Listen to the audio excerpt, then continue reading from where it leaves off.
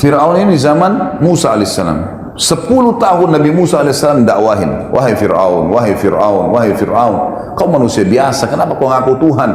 Beriman kepada Allah, tetap dengan kerajaanmu.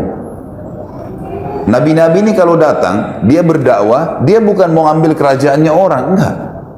Beriman kepada Allah, jalankan hukum Allah, kau tetap dengan rajahmu. Pemimpin perusahaan masuk Islam, tetap dengan perusahaannya. Tapi hukum Allah diterapkan. Tidak pernah Islam datang merampas apapun. Cuma keyakinannya diperbaiki. Ini ada Tuhan yang menciptakan langit dan bumi.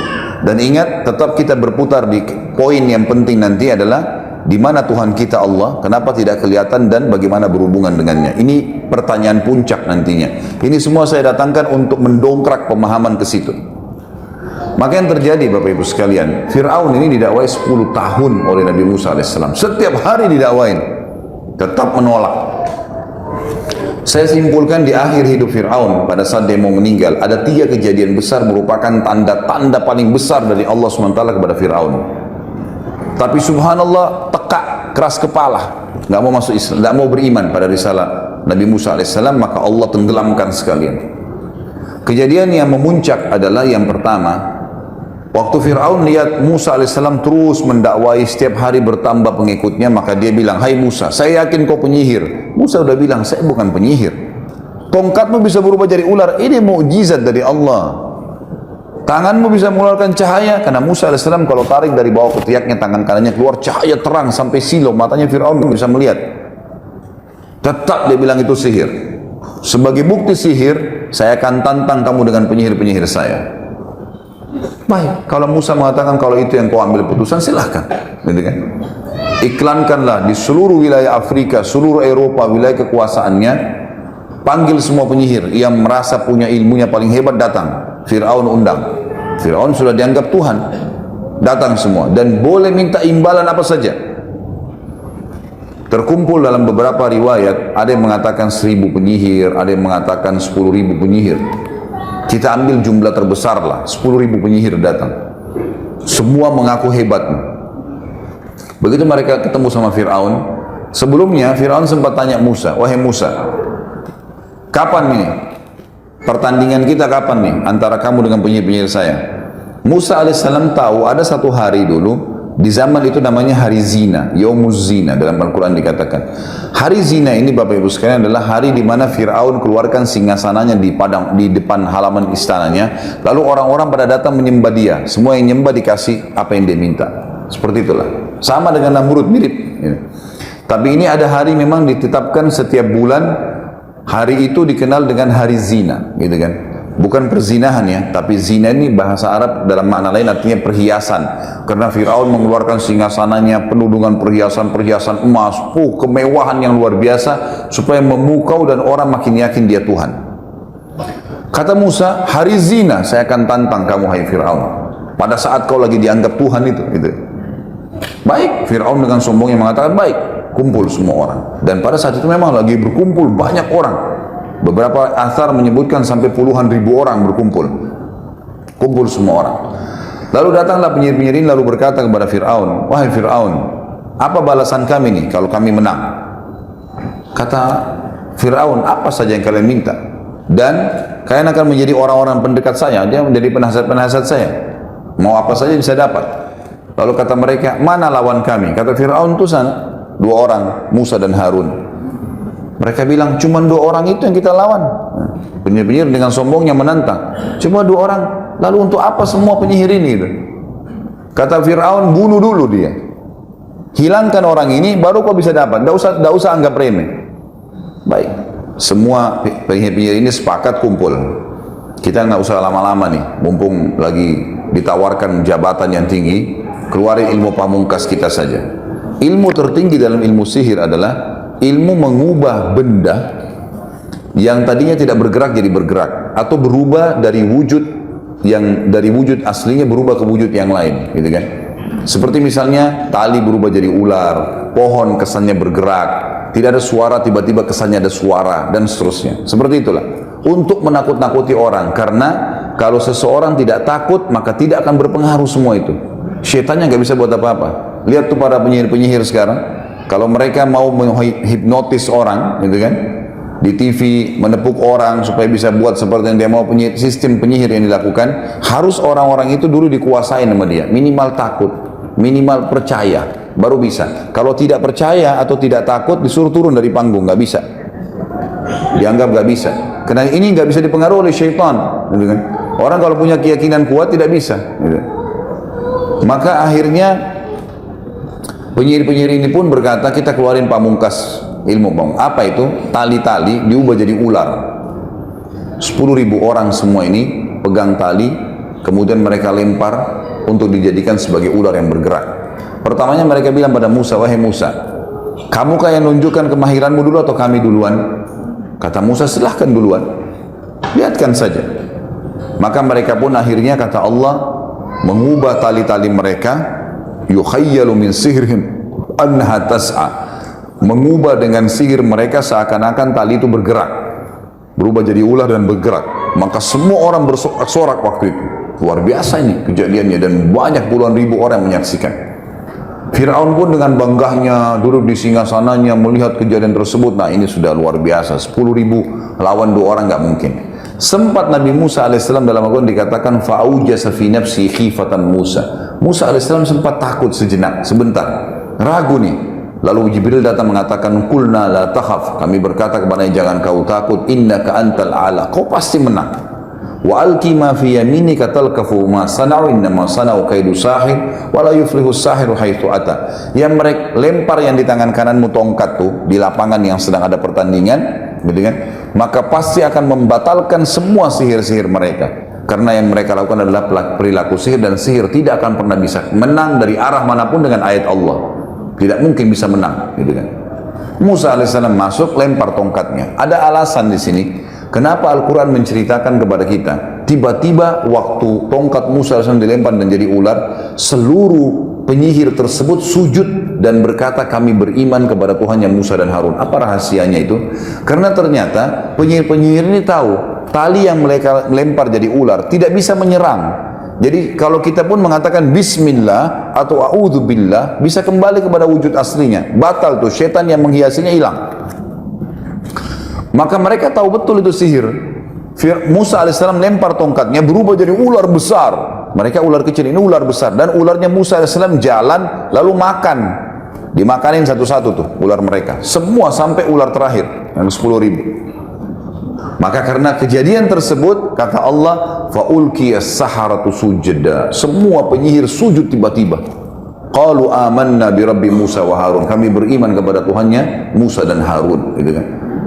Ini kejadian di depan matanya Fir'aun, di depan seluruh pengikutnya pada saat itu. Berarti dikalahkan nih. Dan Musa alaihissalam sekali lagi tidak minta Fir'aun untuk tinggalkan kerajaannya, tidak. Cuma beriman sama Allah, tetap kamu raja. Gak diganggu sebenarnya.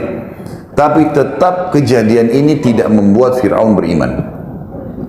Gak beriman. Lalu apa yang terjadi? Kita lihat kejadian besar yang kedua.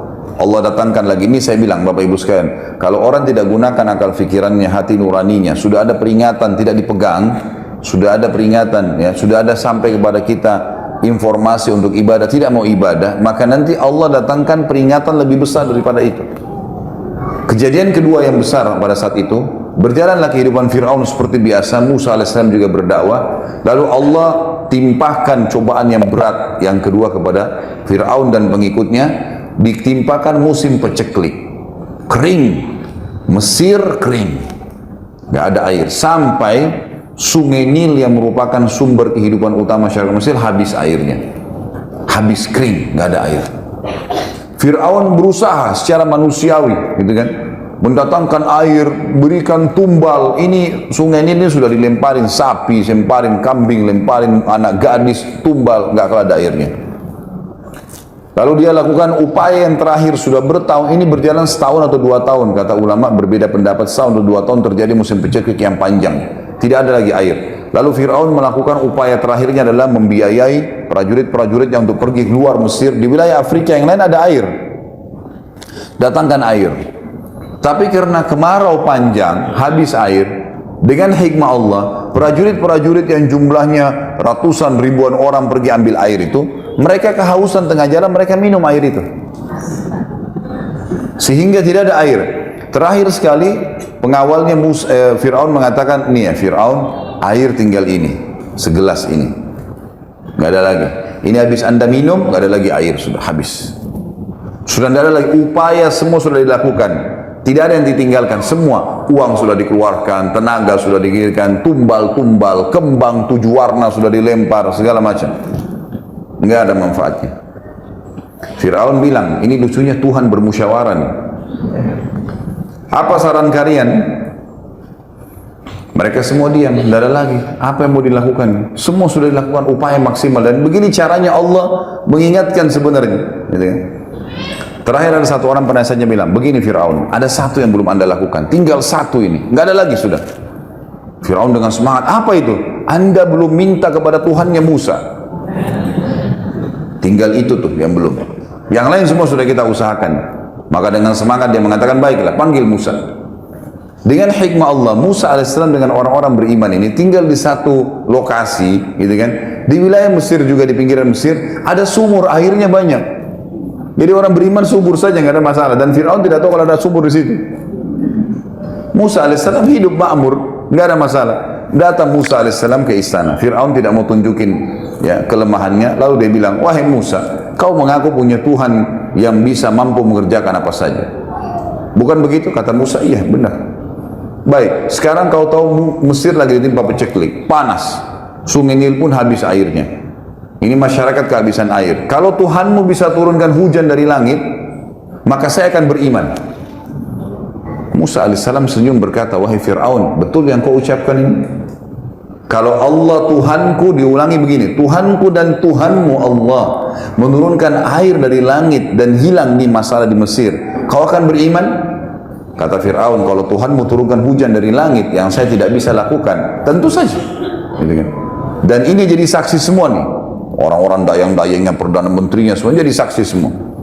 Di depan mata Fir'aun, Musa alaihissalam angkat tangan mengatakan, ya Allah, zat yang telah menahan turunnya hujan untuk masyarakat Mesir.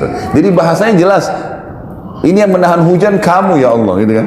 Ya Allah, zat yang telah menahan hujan untuk masyarakat Mesir, turunkanlah hujan ini sebagai tanda kebesaranmu. Belum Musa alaihissalam turunkan tangannya, hujan lebat sebulan non-stop sampai sungai Nil penuh, semua masyarakat hidup tenang lagi kembali. Pertanyaannya, beriman ke Fir'aun? Fir'aun mengucapkan kalimat kufur, Bapak Ibu sekalian. Hati-hati dengan kalimat begini. Begitu sudah subur semua, kata Fir'aun apa? Sudah sekarang saatnya hujan turun. Hanya itu. Ini seperti Bapak Ibu sakit bertahun-tahun berobat, gitu kan? Nggak sembuh-sembuh. Satu kali sholat tahajud, mulai berdoa sama Allah, terus tiba-tiba ketemu dokter, ketemu resep sembuh. Wah, dokter saya hebat. Subhanallah. Allah yang sembuhin. Gitu. Kok bisa dokternya? Dokter kan semua resepnya, semoga lekas sembuh, tidak ada pasti sembuh. Enak benar kita kalau ke dokter, dia bilang pasti sembuh. Itu luar biasa. Nah, ini tidak ada dokter begitu, sehebat apapun dia, gitu kan? Jadi harusnya hati-hati dengan kalimat kufur begini. Baik, berjalan kehidupan lagi. Ternyata dengan kejadian tersebut tersebar satu wilayah Afrika.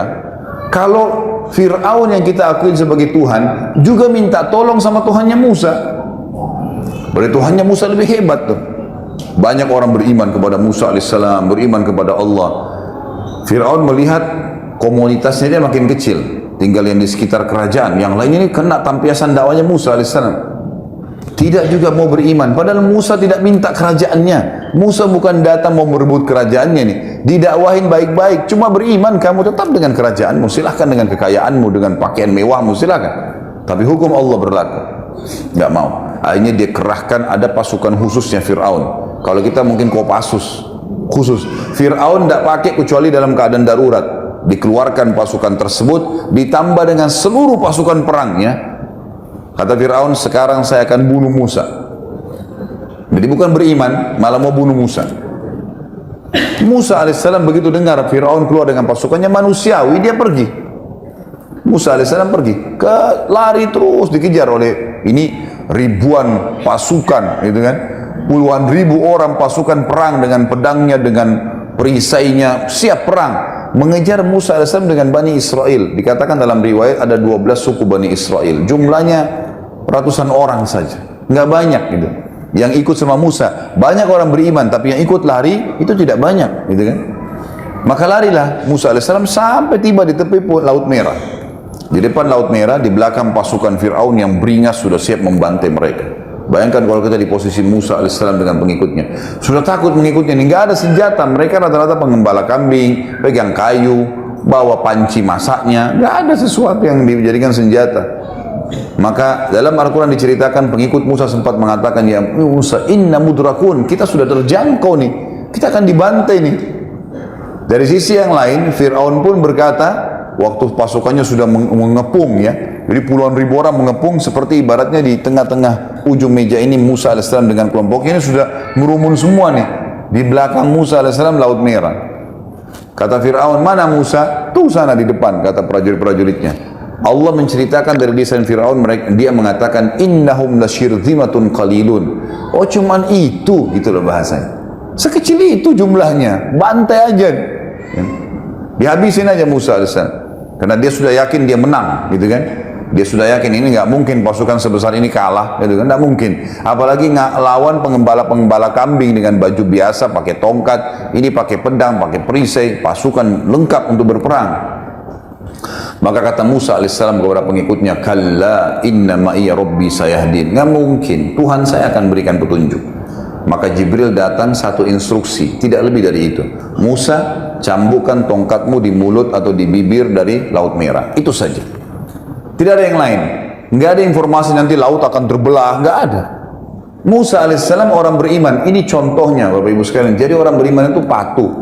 Jangan, udah tinggalin, kerjakan, selesai, halal nikmatin, haram tinggalkan, tidak usah cerewet, jangan rewel, kenapa begini, kenapa begitu, kenapa begini, banyak orang rewel soalnya, kenapa duhur sama asar 4 rakaat ya, sama-sama siang, kenapa nggak jam 2 aja 4 rakaat, loh Tuhan maunya begitu, kok kamu yang ngatur, ini aneh, ciptaan mengatur nggak mungkin, makhluk mengatur pencipta nggak mungkin.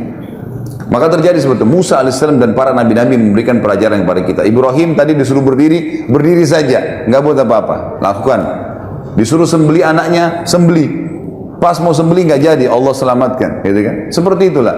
Maka Musa alaihissalam disuruh cambukan. Musa belum tahu nih. Jibril datang bisikin, cambukan tongkatmu. Itu saja perintah Allah. Baik, cambuk di depan matanya Fir'aun. Lihat, ini sudah depan mata ini. Sudah kelihatan, tinggal diserang saja Musa alaihissalam. Jadi kelihatan tuh angkat tongkatnya Musa. Lalu Musa memukulkan di pinggir Laut Merah. Kejadian besar yang ketiga yang paling besar dalam kehidupan Fir'aun sebelum Allah tenggelamkan, berdiri air laut tersebut, Laut Merah seperti dinding yang besar, gitu kan? Berdiri air laut di depan mata kita, ini bagaimana? Luar biasa nih, berdiri air laut dan terbagi menjadi 12 bagian. Jadi setiap suku Bani Israel lewat di satu gang, gitu kan? Supaya bisa selamat. Fir'aun waktu lihat itu, bukannya malah kagum atau misalnya berhenti gitu kan, ya sudahlah kalau gini, ini luar biasa Musa, sudah penyihirnya sudah kalah, hujan sudah turun pun di Mesir, ini lagi air laut di depan matanya kelihatan. Ternyata tidak, instruksinya Fir'aun memang dasarnya dia suka jahat, yaitu juhud itu suka membangkang. Maka dia mengatakan, kejar cepat sebelum Musa selamat ke pinggir. Masih dikejar sama dia. Dia masuk ke di antara air itu, lorong-lorong air itu. Sudah luar biasa dikuasai sama syaitan, gitu kan. Akhirnya Allah selamatkan Musa dengan pengikutnya, lalu tenggelamkanlah Fir'aun dengan pasukannya. Semuanya tenggelam. Lalu Allah ceritakan kepada kita dalam Al-Quran tentang apa yang Fir'aun ucapkan. Waktu sudah mulai tenggelam, baru dia bilang, amantu billadzi amana bihi banu Israel. Ya, saya beriman kepada apa yang diimani oleh Bani Israel. Kata para ulama, dia nggak bisa lagi ucapin Allah karena sudah bangkangnya.